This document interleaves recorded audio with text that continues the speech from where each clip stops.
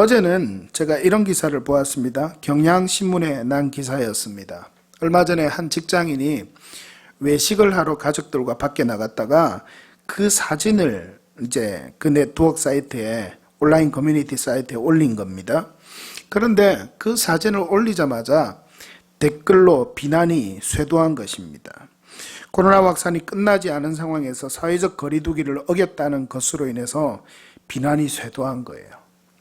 그는 확진자도 많이 줄었고 선물 받은 식사권이 얼마 남지 않았기 때문에 부득이하게 가족들과 같이 가서 식사를 했다고 그렇게 이유를 댔지만 사람들은 비난을 그칠 줄 몰랐습니다.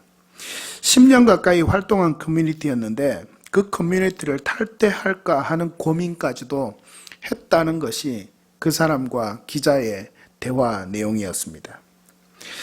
또 다른 사람은 SNS를 통해서 지인들과 평소 활발하게 소통하고 있었는데 자기를 따르는 팔로워들 중 절반을 정리했다는 거예요. 왜 정리했냐 하니까 코로나에 대응하는 정부의 대처 상황들에 대하여서 서로 다른 의견들을 막 서로 이야기를 하는 거예요. 근데 여러분 그런 분위기 이해하시죠?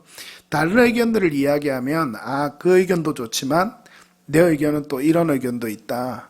그러면서 서로 의견을 잘 주고받으면 되는데 우리가 온라인 커뮤니티에서 서로 다른 의견을 주고받는 그런 모습은 조금 다르죠. 자기가 맞다고 생각하면 다른 사람의 생각은 어떻게 해버려요? 아예 무시하는 거예요. 그러면서 정부에 대응하는 대처 상황들, 사람들에게 긴급 재정을 나누어 주는 이런 것에 대해서도 이것이 맞다 아니다, 올바르다 아니다, 이렇게 했으면 좋겠다, 이런 이야기들을 하는데 그 대치 상황들이 너무 피로도가 높더라는 겁니다. 그래서 좀 심하게 이야기하는 그런 팔로워들을 좀 정리했다는 거예요. 한 절반이나 정리했다는 거예요. SNS를 저도 자주 이용합니다. 그런 SNS를 이용하면서 이제 설교 방송을 영상을 올리니까 사람들이 친구 신청이 이렇게 매주마다 새로운 친구 신청이 들어와요. 그러면 저도 그 사람들과 친구를 맺을 만한 사람들인지 그 정보를 볼 수 있게 되어 있잖아요. 그래서 정보를 따져보고 그 사람과 친구를 맺을 수 있는 사람이다 생각하는 사람만 제가 친구를 맺으려고 많이 노력을 합니다. 왜냐하면 자신과 의견이 다르면 요즘 많은 피로도가 거기에서 밀려오는 것을 저도 느꼈기 때문입니다. 이런 이야기와 여러 온라인 소통의 문제를 여러 가지 사실을 통해서 이 기자는 파악했습니다. 그리고 전문가들의 말을 올렸습니다. 포스트 코로나 이제 심리 방역에 힘써야 한다라고 말했습니다. 이 기사 가운데에 특별히 최기홍 교수라는 말을 인용해서 최기홍 교수라는 분의 말을 인용해서 이렇게 이야기합니다. 재난의 한복판에서는 그 충격으로 인해 심리적 타격을 인지하지 못할 수 있다. 오히려 상황이 진정되고 난 후 누적된 스트레스와 피로가 우울한 감정이나 정서 불안으로 나타나는 경우가 많다. 이렇게 이야기를 하면서 이제 포스트 코로나 이후를 준비하는 상황에서 국가적 차원의 심리 방역이 필요하다. 이렇게 이 차 교수님은 이야기를 하고 있는 것을 볼 수 있었습니다. 여러분은 어떻게 생각합니까? 참 필요하죠. 근데 저는 이 심리적 방향의 구체적인 방법은 이 기사에서 이야기를 해놓고 있지 않았는데 저는 그 구체적인 방법을 알고 있을 것 같았어요. 오늘 설교를 준비하면서 연결이 되었기 때문입니다. 저는 이렇게 말하고 싶습니다. 포스트 코로나 온라인이든 오프라인이든 우리가 살아가는 모두의 삶의 현장에 필요한 것이 있습니다. 그것이 뭐냐면 사랑입니다.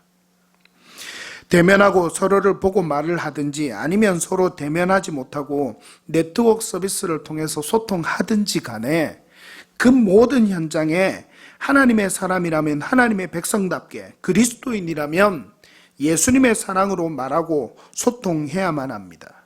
우리에게는 진정한 사랑이 필요합니다. 사랑이라는 주제는 성경 전체에 흐르는 큰 줄기라고 표현할 수 있습니다. 구약이나 신약을 불문하고 하나님의 사역은 사랑이라는 한 단어로 축약하여서 말씀드릴 수가 있습니다. 하나님의 사랑은 성경의 핵심 내용입니다. 그 사랑 때문에 우리는 구원받았습니다. 그래서 우리는 찬양하지 않습니까? 여러분, 우리가 잘하는 찬양이 있죠?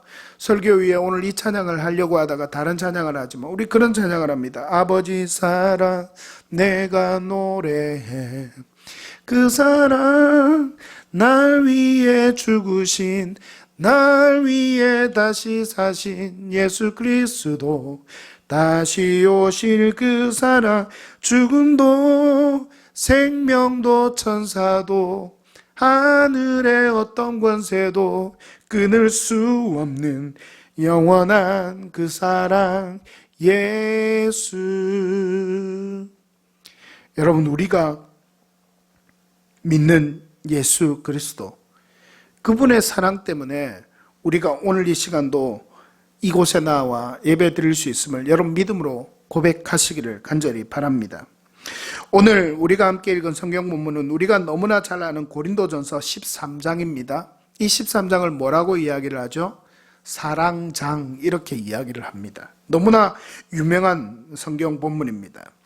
오늘과 그리고 다음 주일 2주간은 이 사랑장의 내용을 가지고 여러분들에게 말씀을 전하려고 합니다. 2020년에도 이 5월 가정의 달에 특별히 이 사랑장에 나오는 이 내용을 다시 한 번 더 되새겨보면서 다시 한 번 더 이 사랑에 대해 생각해 보는 것이 너무나도 중요하겠다, 그렇게 생각했기 때문입니다. 오늘은 이렇게 사랑장이라 불리는 본문의 첫 부분입니다. 1, 2, 3절입니다. 바울은 고린도에 있는 성도들에게 교회 내의 몇 가지 문제에 대해 권면하기 위해서 이 고린도 전서를 썼습니다. 그런데 그 중에 은사에 대한 문제도 있었어요. 우리 교회는 아직 특별하게 은사를 추구하거나 그렇지 않기 때문에 잘 문제가 많이 나타나지 않지만, 은사 때문에 교회 내에 여러 가지 문제가 일어나는 경우를 제가 사역하면서도 많이 겪었습니다.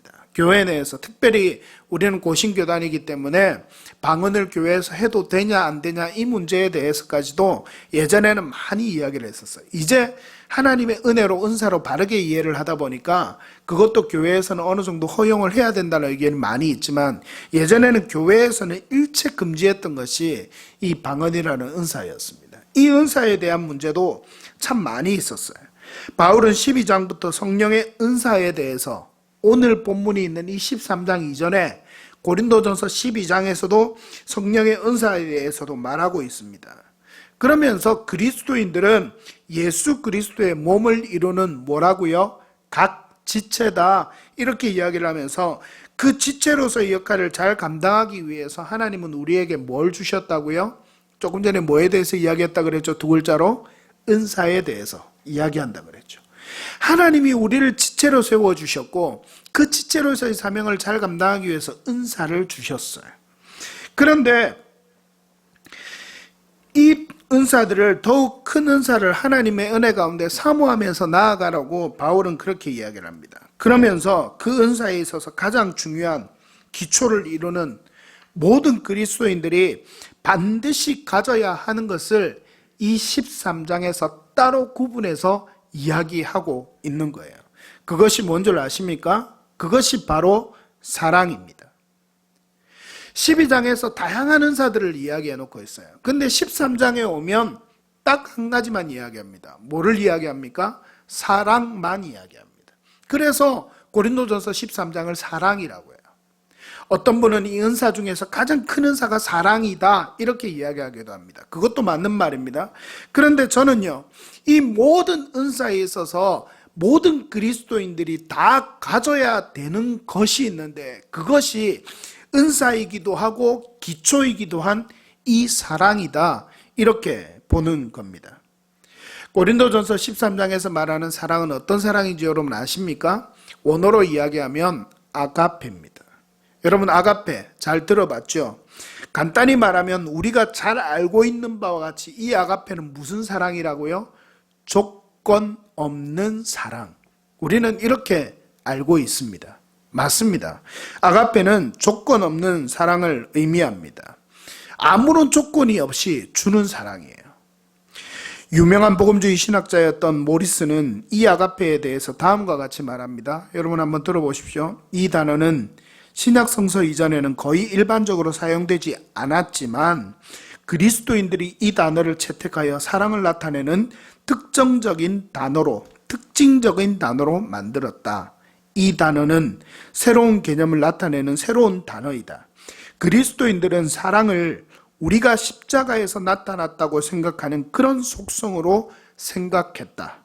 이것은 무조건적인 사랑, 즉 사랑이신 하나님으로부터 비롯된 사랑이다. 이 사랑은 상대방이 이것을 받을 만한지 그렇지 않은지를 생각하지 않고 베푸는 사랑이다. 이 사랑은 사랑받는 사람의 장점에서 비롯된다기보다는 오히려 사랑하는 사람의 본성에서 비롯된 것이다. 모리스라는 신학자는 이렇게 이야기를 해요. 참 아가페의 특징을 잘 이야기했죠. 바울은요, 이런 아가페의 사랑을 기초로 그리스도인이란 이렇게 이야기를 합니다. 여러분 한번 따라하겠습니다. 변화시키는 하나님의 사랑을 받을 수 없음에도 불구하고 받은 존재. 변화시키는 하나님의 사랑을 받을 수 없음에도 불구하고 받은 존재가 누구라고요? 우리 그리스도인이다. 우리가 이 아가페의 사랑을 받은 존재들이다. 바울은 이렇게 이야기하고 있는 겁니다. 이것은 대단히 중요한 사실입니다. 이것을 우리 마음 깊이 인식하게 될 때에 하나님의 사랑의 깊이와 하나님의 사랑의 풍성함을 고백하게 됩니다. 그리고 그 사랑을 인식한 사람은 다른 사람들을 하나님의 사랑과 십자가에서 당한 그리스도의 대속적인 죽음의 대상으로 그렇게 여기게 되는 거예요. 우리가 다른 사람들을 볼 때 그냥 나 아니면 다른 사람의 존재를 보는 게 아니라 다른 사람을 보게 될 때 이 사랑이 가득한 사람은 십자가에서 당한 그리스도의 대속적인 죽음의 그 대상으로 다른 사람들을 바라보게 된다는 겁니다. 더 나아가 다른 사람을 아가페의 사랑으로 사랑할 수 있게 됩니다. 여러분 기억하십시오. 하나님은 사랑이십니다. 하나님은 사랑 안에서 자신을 믿는 자들에게 나타내십니다. 사랑 안에서 자신을 믿는 사람들에게 나타내십니다. 그리스도인이라면 이 사랑을 느끼고 고백하는 삶이 있어야만 합니다. 여러분, 이 사랑을 갖게 되는 축복이 있기를 간절히 바랍니다. 이 사랑을 고백하는 여러분이 되시기를 간절히 바랍니다. 만약 이 그리스도의 사랑을 느끼고 고백하는 그 마음이 좀 식어졌다면 다시 회복하기를 바랍니다. 우리 주님은 말씀하셨습니다. 아버지께서 나를 사랑하신 것 같이 나도 너희를 사랑하였으니 어디에 거하라고요? 나의 사랑 안에 거하라. 예수님이 제자들에게 하신 말씀이에요. 오늘 하나님은 똑같은 말씀을 우리에게 하십니다. 아버지께서 나를 사랑하신 것 같이 나도 너희를 사랑하였으니 나의 사랑 안에 거하라. 주님의 사랑, 그 아가페의 사랑이 우리와 함께 하십니다. 여러분 믿으시기를 바랍니다. 그 사랑으로 충만한 여러분들이 되시기를 간절히 바랍니다. 이 사랑을 전제로요, 이 고린도 전서 13장 1절에 3절에서 나타난 이 사랑을 전제로 바울은 1절부터 3절까지 3번 이것을 이야기합니다. 뭐라고 이야기를 합니까? 사랑이 없으면, 이게 오늘 설교 제목이에요. 1절에서도 사랑이 없으면, 2절에서도 사랑이 없으면, 3절에서도 사랑이 없으면, 이렇게 이야기를 하면서 이 사랑의 중요성을 역설적으로, 반어법적으로 그렇게 표현하면서 그 중요성을 강조하고 있는 겁니다. 먼저 1절 말씀을 이런 맥락에서 다시 한번 볼까요? 1절 말씀 우리 같이 한번 보겠습니다.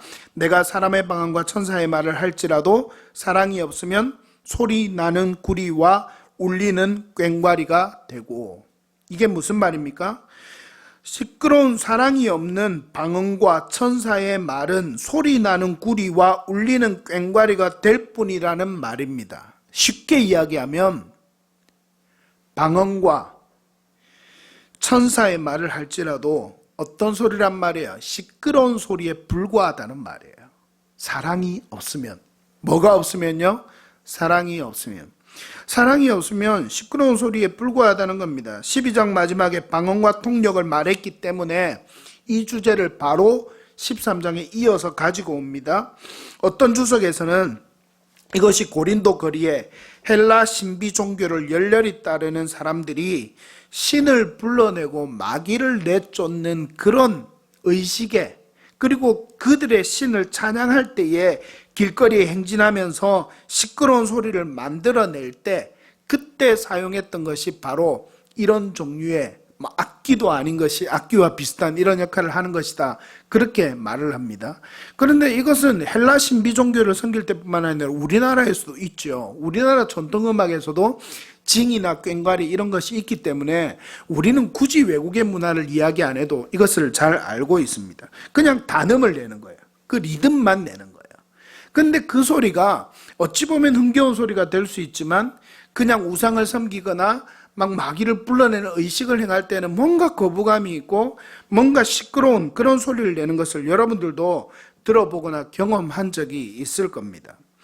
우상의 예식에 쓰여진 것은 아니더라도 단순하고 문맥상으로도 시끄러운 그런 소리를 의미하는 것이 바로 이 1절에 나타나는 말입니다.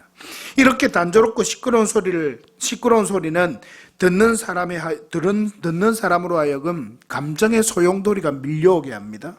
그래서 짜증이 납니다.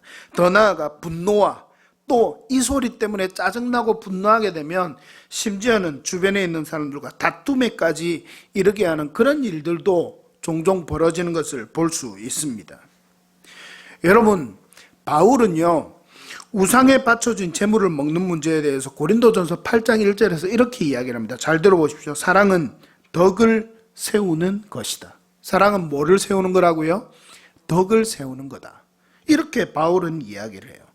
요한일서 3장 18절은 자녀들아 우리가 말과 혀로만 사랑하지 말고 행함과 진실함으로 하자, 이렇게 말합니다. 다른 사람 상관없이 자신의 만족만 추구하는 그런 은사는 사랑이 결여된 것이다, 이렇게 말하는 겁니다. 여러분 기억하십시오. 오늘 설교 노트 첫 번째입니다. 사랑이 없는 은사의 행함은 다른 사람의 감정 또는 마음을 상하게 합니다. 여러분 이거 중요한 거예요. 사랑이 없는 은사는 다른 사람의 감정 또는 다른 사람의 마음을 상하게 하는 거예요. 이게 1절에서 말하는 겁니다. 시끄러운 소리, 의미 없는 그 부르짖음, 그 소음을 가지고 다른 사람의 마음을, 감정을 상하게 하는 거예요. 그래서 교회에서, 우리 고신교단에서 방언을 할 때 사람들이 교회에서 방언을 하지 못하도록 교회에서 많은 목사님들이 금지를 한 이유가 뭐냐면, 은사를 안 받은 사람은 그 방언을 하는 사람의 소리가 시끄럽게 들리는 거예요.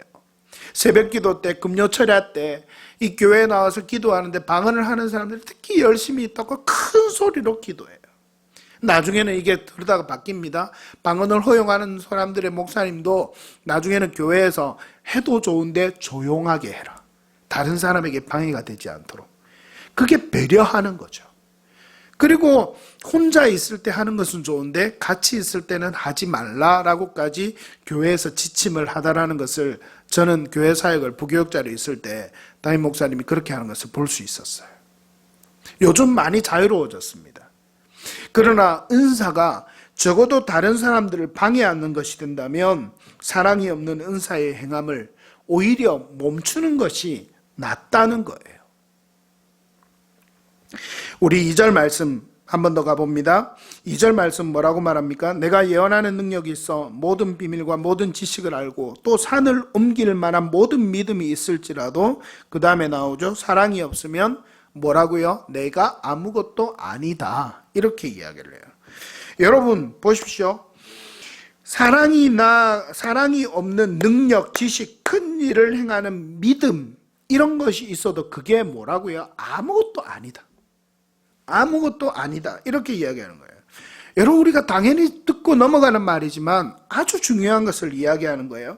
하늘의 비밀과 지식을 가지고 있더라도, 하나님의 일을 예언하는 능력이 있어도, 예수님의 말씀하신 가장 예리하고 과감한 믿음이 있어도 인간적으로 보면 대단하고 큰 믿음이죠.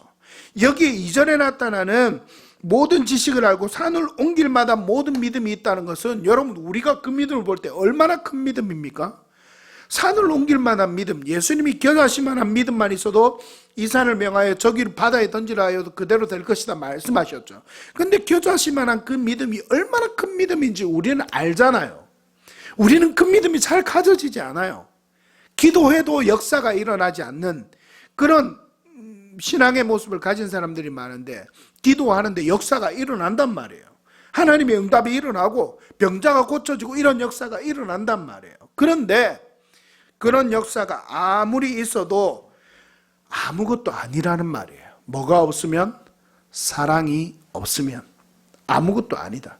주님은 그렇게 우리에게 말씀하고, 여기서 언급된 믿음은 방금 전 제가 말씀드린 것처럼 기적을 일으키는 믿음을 말하는 거예요. 바울이 명확하게 말하는 바는 이것입니다. 사랑이 없다면 우리의 사역에 진정한 가치를 잃어버린 거예요. 우리의 삶의 진정한 가치를 잃어버린 겁니다. 우리는 성공할지도 몰라요. 어떤 결과를 얻을지도 모릅니다. 찬탄과 인정과 헌호를 받을지도 모릅니다. 그러나 아무것도 아닙니다. 고린도에 있는 성도들은 서로 자신의 지식과 아는 것이 맞다고 주장했습니다. 그래서 막 싸웠어요. 어떤 교리에 있어서 서로 상반되는 의견이 있으면 내 지식이 더 크다, 내가 아는 것이 맞다 이러면서 서로 똑똑하다고 싸웠어요. 그런데 하나 되지 못했습니다. 분리만 있을 뿐 참된 하나됨을 고린도 교회 성도들은 이루어내지 못했어요. 그것은 뭐가 없었기 때문입니까? 사랑이 없었기 때문이에요. 내 지식이 맞다고 이야기하지만 그리스도의 사랑이 그들 가운데 없었던 겁니다. 그래서 아무것도 아닌 것이 되고 말았습니다. 이것을 통해 여러분 또 한 가지 기억하십시오. 오늘 설교 노트 두 번째입니다. 사랑이 없는 능력 행함은 아무것도 아닙니다. 사랑이 없는 능력 행함, 그것은 아무것도 아닙니다. 여러분 꼭 기억하시기를 바랍니다. 3절 말씀을 한번 볼까요? 내가 내게 있는 모든 것을 구제하고 또 내 몸을 불사르게 내줄지라도 사랑이 없으면 내게 아무 유익이 없느니라. 여기에도 대단한 사람의 모습이 나타나요. 사랑이 없는 구제와 희생은 아무 유익이 없는 것이 되고 만다는 의미입니다. 바울은요, 자기 희생의 행위를 여기에서 언급합니다. 여기서 묘사하는 구제와 희생은 인색하거나 마지못해서 하는 동량이 아닙니다. 여러분 그거 잘 알아야 돼요. 인색하거나 마지못해서 하는 것이 아니라 오히려 모든 것을 내주는 거예요. 자기 몸을 불사르게 내주니까. 그죠? 그런데 그렇게 이야기를 하는데, 이와 같이 바울은 인간이 자기가 소유하고 있는 모든 것을 내어주는 것이 가능하기는 하지만 그것이 사랑에서 우러나온 행동이 아니라면 그것은 자신에게나 즐거운 일일 것이다, 이렇게 말하는 거예요. 자기 자신에게나 즐거운 일일 것이다. 왜냐하면 사랑 없이 주는 것은 결코 좋은 일이 되지 못하기 때문입니다. 하나님께서는 분명히 우리에게 말씀하셨습니다. 남에게 자선을 베푸는 동기는 많이 있겠지만 그 중에서 사랑의 동기만이 진정한 가치가 있는 것이다, 이렇게 이야기를 합니다. 이상이나 위대한 뜻을 위해 육체적인 고통을 당하고 심지어 산채로 화형을 당하는 일도 사랑이 없으면 무의미합니다. 현대의 힌두교도들뿐만 아니라 초대 그리스도인들과 다른 종교적 금욕주의자들은 죽기까지 헌신하는 태도를 보여주었던 것, 여러분 역사를 통해서 들어보았을 겁니다. 그러나 사랑이 없으면 이 모든 것은 헛된 헌신이요 무의미한 고통과 죽음에 불과한 것입니다. 공산주의자들도 이념을 위해서 헌신하지요. 그죠? 헌신하지요. 그런데 과연 그 헌신이 무슨 가치를 지닙니까? 수많은 광신자들이 알지도 못하는 이념을 위해서 죽어갔습니다. 자선과 개인적인 헌신이 이기심에서 비롯되는 경우도 우리는 종종 보아왔습니다. 예수님은 동기에서 사람에게 보이려고 자선을 베풀고 금식하며 기도하는 바리새인들을 책망한 것 여러분 잘 알고 있지 않습니까? 먹고 사는 문제, 우리 사는 문제가 많이 해결되고 나니까 우리나라에서도, 그리고 우리의 모습 속에서도 자신의 내적 만족을 추구하는 시대가 되지 않았나, 저는 그렇게 생각해 봅니다. 주위를 보면 남을 돕는 착하고 선한 일을 행하는 분들이 종종 있어요. 그런데요, 그런 일을 종종 하는 것은 좋은 일입니다. 그런데 그런 행함을 통해서 사랑이 동기가 아니라 이제 내가 먹고 살만하니까 다른 사람들에게 좀 선한 일을 해서 내 선한 일을 행하는 이것을 사람들에게 보이고자 자기 만족이 동기가 되어 있는 경우도 있을 수 있다는 것을 생각해 보아야 합니다. 저는 그래서 늘 질문합니다. 지난번에 대구에 있는 우남교회 우리 예드림 목장에 우리 구원 물품을 보낼 때에도 이것이 그냥 우리의 만족인가? 그것이 아니라 하나님의 사랑으로 그들을 걱정하는 것인가? 저는 기도하며 행하기도 합니다. 하나님은 사랑이시며 하나님은 사랑이십니다. 사랑만이 하나님의 나라를 세울 수 있습니다. 사랑은요, 자선보다 더 낫습니다. 심지어 죽기까지 헌신하는 것보다 더 낫다. 성경은 이렇게 우리에게 말합니다. 성경은 믿음은 구원을 가져온다고 말씀하고 누구든지 주의 이름을 부르고 그의 십자가의 대속을 믿는 자는 다 죄사함을 받아서 구원을 얻는다. 그렇게 우리에게 말합니다. 그런데요, 오직 믿음이 최상의 가치라고 말씀하고 있는데, 그런데 어찌해서 본문은 믿음보다 더 우월한 것이 사랑이라고 그렇게 말하는 겁니까? 그 이유는 간단합니다. 잘 들으십시오. 사랑을 떠나면 능력도 지식도 신앙도 예언도 전혀 무가치한 것이기 때문입니다. 왜 우리가 믿음을 갖습니까? 그것은 하나님을 사랑하고 이웃을 사랑하기 위해서입니다. 여러분 잘 생각하십시오. 많은 사람들이 믿음을 갖는 이유가 우리가 구원을 받기 위해서라고 이야기를 하는데, 사도 바울은 좀 더 고린도 교인들이 실제적인 삶으로 그 삶을 하나님과 함께하는 삶을 드리기를 원하는 거예요. 그래서 단순히 우리가 믿는 믿음이 그냥 우리가 잘 믿고 우리가 구원받고 우리가 축복받고 그렇게 살기 위해서가 아니라, 우리가 구원받은 그 믿음은 소망도 다 필요성이 없어지는 때가 오지만 그 뒤에 계속 이어지는 말씀에 의하면 뭐라고 이야기를 합니까? 오직 사랑만이 어떨 것이다? 영원히 사라진다, 사라지지 않는다, 사라지지 않는다, 그렇게 이야기를 해요. 왜냐하면 천국에는 사랑하는 사람만이 들어갈 수 있는 곳이기 때문이다. 한 추석간에 이렇게도 이야기를 합니다. 기억하십시오. 오늘 말씀부터 세 번째입니다. 사랑이 없는 구제와 희생은 누구에게도 유익이 되지 못합니다. 이제 적용해 볼까요? 하나님에 대한 사랑, 하나님의 사랑에 대해 위대한 계명을 주실 때에, 하나님은 사랑에 대한 위대한 계명을 주실 때 두 가지 사랑을 말씀하시죠. 하나님 사랑, 또 누구 사랑? 이웃 사랑. 두 가지를 말씀합니다. 그러면 이 사랑에 대해서, 하나님의 사랑, 그 사랑에 대해서 먼저 한번 적용해 봅시다. 여러분, 하나님을 사랑하고 있습니까? 하나님을 사랑하고 있나요? 주일에 이 시간 예배의 자리에 나올 때 어떠한 마음으로 나왔습니까? 여러분, 하나님을 믿을 때 이 사랑을 먼저 생각해 보아야 합니다. 하나님을 믿는다 생각하고 하나님 잘 믿고 신앙생활 잘하고 내가 예배 잘 드리고 내가 하나님 은혜 가운데 잘 나가고 이렇게 하면 하나님 내게 복 주실 것이기 때문에 그것이 여러분이 동기가 되겠습니까? 그러면 아주 무미건조한 신앙생활이 되죠. 하나님은요, 우리를 먼저 이 사랑에 대해서 말씀하실 때 하나님과 우리의 관계를 주고받는 어떤 계약의 관계가 아니라 정말 사랑의 관계로 설명하시는 거예요. 하나님은 우리를 위해서 자신을 아낌없이 다 주시기까지 우리를 사랑하셨어요. 그 사랑을 느끼고 고백하는 사람들은요, 하나님을 전심으로 사랑하게 돼 있어요. 그래서 주일날 예배를 나올 때 우리가 그냥 예배에 나와서 어떻게 했기 때문에 하나님 내 삶 붙으시고 내 삶 복 주시고 이게 아니라, 하나님께서 이미 내게 행해 주신 그 사랑 때문에 하나님, 나도 하나님 사랑하기 때문에 이 시간 하나님 예배하러 나갑니다. 이게 동기가 돼야 되는 거예요. 그게 바로 하나님께 드리는 진정한 예배의 가치인 겁니다. 의무감이나 내 만족, 내 욕심을 채우기 위해서 이 시간 나오지는 않았습니까? 하나님을 사랑하십니까? 그 사랑으로 충만합니까? 사랑 없는 예배, 사랑 없는 찬양, 사랑 없는 기도, 사랑 없는 봉사, 사랑 없는 섬김, 사랑 없는 헌금, 그리고 사랑 없는 그 어떤 신앙의 모습도 아무것도 아니고 아무 유익이 없다. 오늘 이 말씀을 적용해 보면 하나님과 우리의 관계에서도 그렇게 말씀할 수 있는 거예요. 이런 신앙의 삶에는 성장이 없습니다. 여러분, 가슴을 뜨겁게 하십시오. 식어진 가슴에 예수의 뜨거운 사랑을 느끼고 경험하십시오. 또한 사랑하십시오. 그리고 그 사랑으로 행하는 믿음의 삶을 살아간다면 모두에게 유익이 있는 성령의 열매를 맺게 될 겁니다. 혼자서는 잘 안 됩니다. 처음부터 혼자서 늘 뜨거운 가슴을 가지고 사랑으로 가득 차 있을 수는 없습니다. 그래서 여러분, 믿음의 공동체가 믿음의 사람들 함께하는 것이 중요합니다.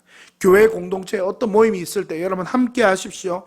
기도, 찬양, 말씀의 현장에 여러분 자신을 노출시키십시오. 하나님은요, 그렇게도 우리 한 사람 한 사람을 사랑한다고 말씀하셨는데, 성경은 사랑의 메시지라고 하는데 그것이 잘 느껴지지 않는다면 가만히 있지를 말기를 바랍니다. 그래서 나같이 저같이 다 목사가 되라는 것은 아닙니다. 그런데요, 저도 마찬가지였어요. 저 또한 청소년 때부터 청년회 때까지 뜨겁게 예수님을 따르는 그런 사람들과 함께했던 삶의 축복이 있었습니다. 그런데요, 그렇게 하나님을 뜨겁게 사랑하고 찬양하고 복음을 전하는 사람들과 제가 함께 있으면서, 함께 심지어는 살면서 그들과 함께 하루에 몇 번씩 예배를 드리고 기도하고 찬양하고 그런 삶을 살아가도 제 삶의 유혹에 넘어지는 모습이 없었을까요? 하나님의 사랑에 대해서 뜨거운 마음이 식었던 적이 없었을까요? 아닙니다. 많이 있었어요. 식어서 넘어지고 자빠지고 죄의 유혹에 빠져서 넘어질 때가 저도 청년 때 많이 있었어요. 사랑의 마음이 얼마나 빨리 식고 또 식고 그렇게 되는지 모릅니다. 그러나 믿음의 사람들과 함께하니 하나님의 사랑을 가지고 청년의 때를 나라와 민족과 열방의 복음을 전하는 삶을 제가 살아갈 수 있었던 거예요. 살아낼 수 있었던 거예요. 그리고 목사로 헌신해서 지금도 하나님 앞에서 그렇게 살아가는 사람이 될 수 있었던 겁니다. 우리 애드림교회는 다음 주일부터 모든 예배가 정상화됩니다. 많은 교회들이 이번 주일부터, 오늘부터 아니면 다음 주일부터 모든 예배를 정상화합니다. 모이는 예배의 자리에 더 함께하는 여러분들이 되시기를 바랍니다. 하나님의 사랑이 여러분의 삶 가운데 충만하게 되는 것을 경험하게 될 것입니다. 코로나19로 인해서 모이는 예배를 드리지 못하면서 답답하다는 성도들의 이야기를 많이 들었습니다. 여러분은 어떻습니까? 많이 답답했습니까? 답답함을 느끼지 못하고 그냥 온라인상으로 예배를 드리는 것이 편하다고만 느꼈다면, 그런 생각만 들었다면 문제가 있습니다. 여러분 신앙을 스스로 점검해 볼 수 있기를 바랍니다. 우리를 위해 전부를 주신 그 사랑을 깨닫고 고백하는 자리에 날마다 설 수 있는 은혜와 축복이 우리 모든 예드림 성도들에게 있기를 간절히 바랍니다. 간절히 바랍니다. 또 한 가지는 하나님 사랑 말고 뭐라 그랬어요? 이웃 사랑이라 그랬죠. 간단하게 이야기합니다. 사랑하고 섬기는 모습이 있어야만 합니다. 꼭 기억할 것은요, 나의 만족이 아닌 주님의 사랑이 동기가 되어야 된다는 거예요. 내 만족이 아니라 주님의 사랑이 동기가 되어야 된다는 거예요. 다른 사람을 배려하는 것이 필요합니다.